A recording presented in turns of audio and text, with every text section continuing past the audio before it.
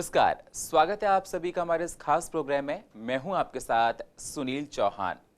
दर्शकों, legal show में हर बार हम लोग एक नया मुद्दा लेकर आते हैं, आपको सेक्शन के बारे में बताते हैं, आपकी परेशानी के बारे में हम आपको बताते हैं। आज हम आपको बताएंगे कि अगर किसी के साथ किसी की स्कूटी चोरी हो जाती है, जी हाँ, गाड़ी चोरी हो जाती है, बाइक चोरी हो जाती है, तो कंप्लेंट कहाँ करानी है, कहाँ पर कंप्लेंट सुनी जाएगी, कौन से सेक्शन इसमें लगते हैं, इंश्योरेंस अगर आपका है तो आपको गाड़ी कब तक बरामद होती है, कोर्ट का रोल क्या होता है। साथ ही साथ आपको बताएंगे कि सीसीटीवी फुटेज कितना इन्वेस्टिगेशन में रोल प्ले करता है, कौन कौन से डॉक्यूमेंट्स जरूरी होते हैं जब आपका इन्वेस्टिगेशन होता है, पुलिस आपसे कौन से डॉक्यूमेंट्स लेती है, अगर इंश्योरेंस ना हो तो आपको क्या करना है। बहुत सारे सवाल जो कि आप लोगों से जुड़े हुए हैं, क्योंकि कई बार ये देखा जाता है, ये परेशानियां लोगों की लाइफ में आती रहती हैं कि कई अगर देखा सुबह घर से उठे तो देखा स्कूटी नहीं है, गाड़ी नहीं है, बाइक नहीं है, मार्केट में कुछ लेने गए, दुकान पर कुछ खरीदने लगे, देखा तो बाइक कोई ले गया। तो बहुत सारी परेशानी, कई बार ये देखा जाता है कि गन पॉइंट पर ज़बरदस्ती किसी की बाइक लूट ली जाती है, गाड़ी को ले जाते हैं। तो इन सारी बातों पर डिस्कशन करने के लिए हमारे साथ सीनियर एडवोकेट कड़कड़डूमा कोर्ट से मिस्टर एस.के. जैन जी हैं। स्वागत है सर। Mister SK. जैन आपको बताएंगे, समझाएंगे इन सारी बातों के बारे में, कौन से सेक्शंस लगते हैं, क्या क्या एक्सपीरियंस निकल कर आता है, पुलिस का रोल क्या होता है, कोर्ट कब तक आपकी गाड़ी आपको पहुंचाता है, क्या प्रोसेस है, बहुत सारे नियम, सारी बातों पर डिस्कशन। लेकिन उससे पहले आप एक छोटी सी रिपोर्ट देखिए। अगर आपकी स्कूटी, बाइक, कार चोरी हो जाती है तो कैसे दर्ज कराएं अपनी शिकायत। सीसीटीवी फुटेज का क्या होता है रोल इन्वेस्टिगेशन में, कौन कौन से सेक्शन के तहत मामला दर्ज होता है। अगर आपके कार, बाइक, स्कूटी जबरदस्ती छीन ली जाती है तो क्या करें। जांच में कौन कौन से डॉक्यूमेंट्स होना बेहद जरूरी होता है। अगर आपने इंश्योरेंस नहीं कराया तो क्या करें। व्हीकल बरामद ना होने पर इंश्योरेंस का इंतजार कब तक करना होता है।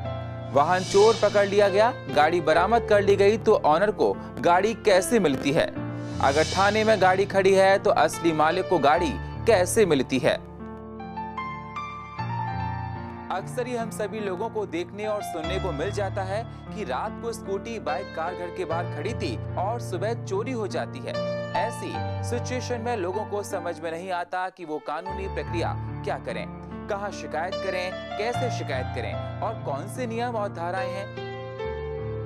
आखिर गाड़ी बरामद कैसे होती है, कौन से डॉक्यूमेंट्स पुलिस को दिखाने पड़ते हैं। कई बार तो पुलिस को सीसीटीवी फुटेज मिल जाते हैं जो चोरों को पकड़ने में काफी मदद करते हैं। आए दिन ये चोरी की घटनाएं दिल्ली के तमाम इलाके में देखने को मिल रही हैं। पुलिस की भूमिका इसमें किस प्रकार की होती है, ये भी आप लोगों को जानना चाहिए। बाइक चोरी होने के बाद बरामद होने का कारण पुलिस का ढीला रवैया है। मामला दर्ज करने के कई दिन तक समय लग जाता है, उसके बाद भी निष्कर्ष नहीं निकलता है। तो हम अपने स्पेशल प्रोग्राम में आपको महत्वपूर्ण बातें बताएंगे कि आप कहां शिकायत करें, कैसे शिकायत करें, कैसे आपको गाड़ी बरामद हो सकती है। अगर आपको इस विषय से संबंधित कुछ जानना चाहते हैं तो स्क्रीन पर दिए नंबर पर कॉल करें, अपनी परेशानी को हमसे साझा जरूर करें और आप ईमेल भी कर सकते हैं। प्रोग्रामिंग डेस्क से सुनील चौहान, CCN न्यूज, दिल्ली। तो जैसा आपने देखा और जाना रिपोर्ट में कि हम सब लोगों के लिए बेहद ज़रूरी है और ये आजकल की लाइफ में देखा जाता है कि जब किसी की बाइक, स्कूटी या कार चोरी हो जाती है तो लोग परेशान हो जाते हैं, उनको समझ में नहीं आता है कि उनको क्या करना है। तो आज हम आपको बताएंगे कि किस प्रकार से करना है और किस प्रकार अपनी कंप्लेंट को आप कहां दर्ज करा सकते हैं जिससे निष्कर्ष निकल कर आए। सर, देखा जाए आज की लाइफ में कई बार आप अपने एक्सपीरियंस में भी देखते होंगे कि बहुत से लोग कहते हैं कि मैंने अपनी स्कूटी को शाम को पार्क किया था और सुबह जब उठकर देखा तो उनकी स्कूटी नहीं है, बाइक नहीं है, कार नहीं मिलती है, चोरी हो जाती है। अगर ऐसा किसी के साथ होता है, दर्शक आप अपने प्रोग्राम को देख रहे हैं, तो उनको अपनी कंप्लेंट कहां दर्ज करानी है और कैसे दर्ज करानी है। देखिए, ये हर एक आदमी के लिए बड़ा ही शॉकिंग इंसिडेंट है। अगर उसका व्हीकल कहीं भी खड़ा करता है या सुबह उठता है और देखता है कि व्हीकल चोरी हो गया है, तो सबसे पहले उसके पास रेमेडी है कि वो 100 नंबर पे PCR को कॉल करे। PCR वाले आएंगे, उनकी कंप्लेंट थाने में दर्ज करवाएंगे। अगर थाने वाले नहीं आते हैं तो वो थाने जाकर भी रिपोर्ट दर्ज करा सकते हैं। अगर फिर भी थाने वाले कुछ नहीं करते हैं तो डीसीपी ऑफिस जाकर डीसीपी साहब को भी कंप्लेंट कर सकते हैं।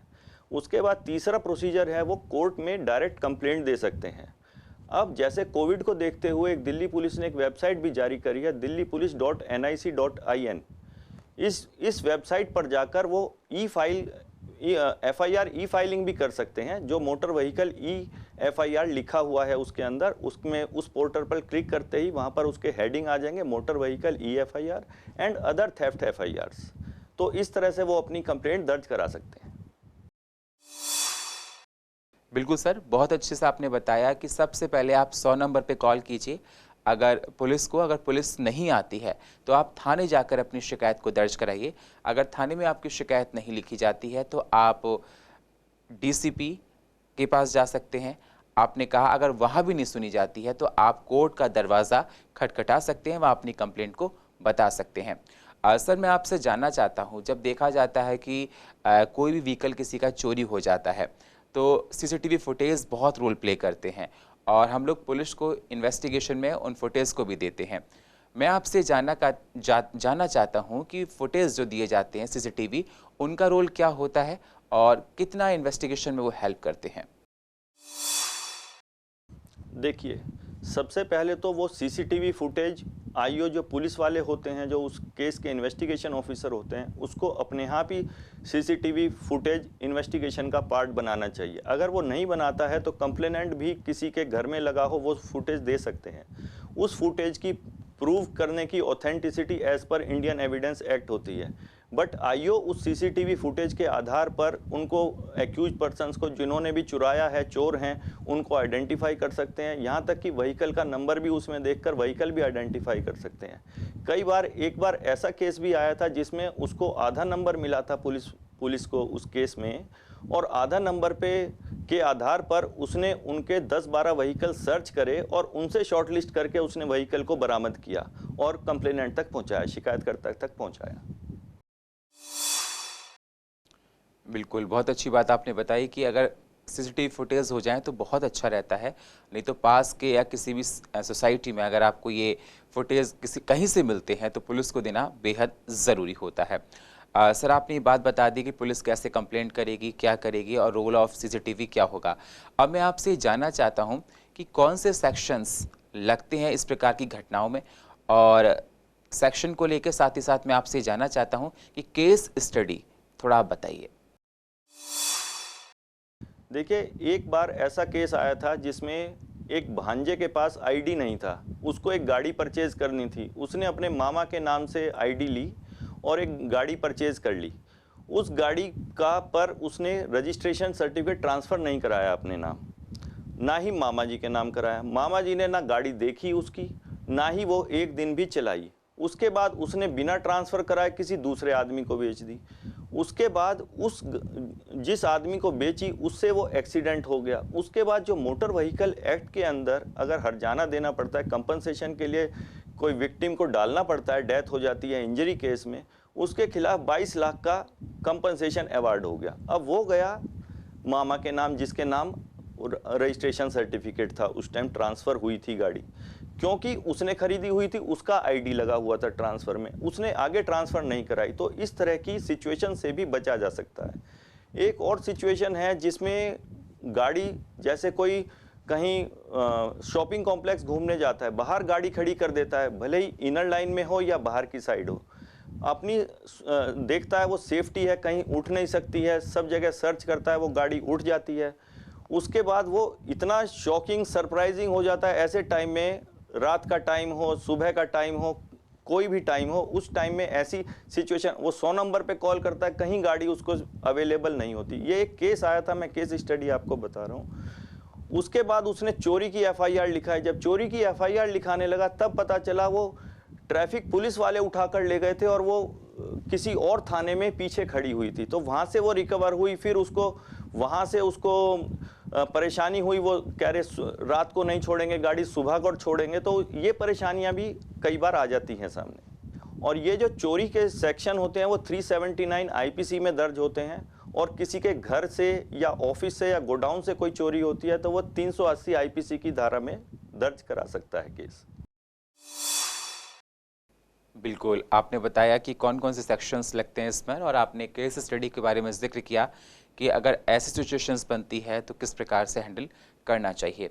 सर, कई बार ये देखा जाता है, आप लोग न्यूज़पेपर में और चैनल्स में देखते होंगे कि ज़बरदस्ती किसी से गाड़ी छीन ली गई। अगर किसी ने किसी की लिफ्ट के लिए, अगर सपोज़ माना कि कोई अगर कहीं जा रहा है, रात का समय है और किसी ने लिफ्ट मांग ली कि भैया मुझे वहाँ तक छोड़ देना, उसने कहा ठीक है आप बैठ जाइए, और गन पॉइंट पर ज़बरदस्ती गाड़ी छीन लेता है, स्कूटी ले लेता है, बाइक ले ले या फिर गाड़ी ले ले, तो ऐसी कंडीशन में सर कंप्लेंट कहाँ करानी चाहिए और ऐसी कंडीशन में किस प्रकार की कंप्लेंट मानी जाती है? देखिए, जैसा मैंने पहले बताया, कोई भी ऐसी सिचुएशन हो जाती है जिसमें ऑफेंस अगेंस्ट प्रॉपर्टी होता है, तो उस केस में सबसे पहला कोई आम आदमी, कॉमन मैन क्या करेगा? सबसे पहले 100 नंबर पे कॉल करेगा, जो इमीडिएट पुलिस की रिपोर्ट होती है, उस बेस पर वो थाने में रिपोर्ट कराता है। सेकेंडली, जो ये अगर कोई गाड़ी लूट ली जाती है, ये थेफ्ट के सेक्शंस में नहीं आएगा, ये क्लियर कट रॉबरी है जो आपसे छीनी गई है। चोरी जो होती है, थेफ्ट का केस वो होता है जो आपकी बिना जानकारी के किसी ने लूट ली हो, बट ये क्योंकि किसी ने आपसे लूट करी है तो ये रॉबरी के अंदर आएगा, और जहां 5 से ज्यादा आदमी आपसे लूटते हैं तो वो डकैती के अंदर आएगा, और इसके सेक्शन 392 आईपीसी के अंदर आपको दर्ज कराने पड़ेंगे। बिल्कुल, बहुत अच्छी बात बताई कि किस प्रकार डकैती आता है और आईपीसी में कहाँ पर दर्ज कराने पड़ते हैं। सर, कई बार ये देखा जाता है, सपोज़ अगर मेरी गाड़ी को किसी ने चुरा लिया और पुलिस के पास मैं जाता हूँ, तो मुझे कौन-कौन से डॉक्यूमेंट्स दिखाने पड़ेंगे पुलिस को, जो कि बेहद ज़रूरी होते हैं? तो रोल ऑफ डॉक्यूमेंटेशन इसमें क्या होता है? रजिस्ट्रेशन सर्टिफिकेट के अलावा insurance certificate is very mandatory. Insurance अब मैंडेटरी कर दिया, क्योंकि अपने बचाव के लिए कोई आदमी उसको इंश्योरेंस को नहीं कराता है तो उसको ये परिणाम भुगतने पड़ते हैं जो मैंने अभी बताए। इसके अलावा जो टाइम टू टाइम एक्ट में प्रोविजंस आते हैं थ्रू नोटिफिकेशन, उसके थ्रू, जैसे पोल्यूशन सर्टिफिकेट है, ये सब भी रखने चाहिए गाड़ी में, driving licence and pollution certificate. तो आपने बताया कि इंश्योरेंस होना बेहद मस्ट है, और आपने कहा कि डीएल भी होना चाहिए, आपकी आरसी भी होनी चाहिए, बहुत सारे डॉक्यूमेंट्स के बारे में आपने जिक्र किया। सर, कई बार ये देखा जाता है लोग लापरवाही कर जाते हैं और इंश्योरेंस नहीं कराते हैं। अगर इंश्योरेंस नहीं होता है तो उस कंडीशन में क्या होता है? जैसे इंश्योरेंस नहीं कराया, मैंने अभी बताया, उस गाड़ी से जो इंश्योर्ड नहीं है, उस गाड़ी से कोई एक्सीडेंट हो जाता है, किसी को चोट लग जाती है या किसी की डेथ हो जाती है, तो उस केस में वो जो विक्टिम्स की फैमिली है, वो अगर कोर्ट में केस डालते हैं तो उनको उसके लिए कंपनसेशन देना पड़ेगा। अगर इंश्योरेंस होगा तो इंश्योरेंस कंपनी उसको कंपनसेशन देने के लिए लायबल होगी, अगर इंश्योरेंस नहीं होगा तो वो सारी लायबिलिटी ओनर और ड्राइवर को देनी पड़ेगी। बिल्कुल, बहुत अच्छी बात बताई आपने। सपोज़ करो कि अगर गाड़ी मेरे नाम पर है और उस गाड़ी से घटना कहीं और होती है, तो सारी जिम्मेदारी मेरी आती है, जो भी होगा मुझे उसका भुगतान करना पड़ेगा, कंपनसेशन मुझे देना पड़ेगा, और जो भी कानूनी कार्रवाई होगी वो मेरे ऊपर होगी, चाहे इंसिडेंट किसी ने किया हो। सर, ये बात आपने बता दी। व्हीकल को बरामद होने में कितना टाइम लगता है अगर इंश्योरेंस हो तो? देखिए, इंश्योरेंस का व्हीकल के बरामद होने से कोई भी लेना देना नहीं है। व्हीकल जो बरामद करना है, पुलिस ने इन्वेस्टिगेशन द्वारा बरामद करना है, उसमें कंप्लेनेंट जितनी हेल्प कर सकता है, अपने जो भी उसने इक्विपमेंट्स लगाए हों उससे हेल्प करवा सकता है, बट इससे उसका कोई लेना देना नहीं है। जहाँ तक इंश्योरेंस की बात है, इंश्योरेंस से सिर्फ इतना फ़ायदा है कि इंश्योरेंस से बाद में अगर गाड़ी बरामद नहीं होती है तो इंश्योरेंस से वो क्लेम ले सकता है बाद में कोर्ट के प्रोसेस के थ्रू। बिल्कुल, कोर्ट के प्रोसेस के थ्रू कब क्लेम ले सकते हैं। और कितना टाइम अप्रॉक्स लग जाता है सर? अप्रॉक्स मिनिमम टाइम इसमें 30 दिन का होता है, जो कोर्ट में वो फाइनल रिपोर्ट इन्वेस्टिगेटिंग ऑफिसर दर्ज कर देता है कि ये मतलब व्हीकल अनट्रेस्ड है। अनट्रेस्ड रिपोर्ट के बाद 30 दिन का टाइम होता है, और उसके बाद वो इंश्योरेंस से क्लेम ले सकता है। बिल्कुल, 30 डेज़ मिनिमम तो लगते ही लगते हैं। बिल्कुल, ये बहुत अच्छी बात आपने बताई, लोगों को इस बारे में जानकारी होगी। सर, कई बार ये देखा जाता है कि पुलिस ने उस गाड़ी को बरामद कर लिया जिससे घटना घटित हुई थी या जो चोरी हो गई थी। अब वो असली मालिक तक पहुंचते पहुंचते किस प्रकार पहुंचती है, कितना टाइम लगता है, जो कोर्ट का पूरा प्रोसेस होता है वो क्या है?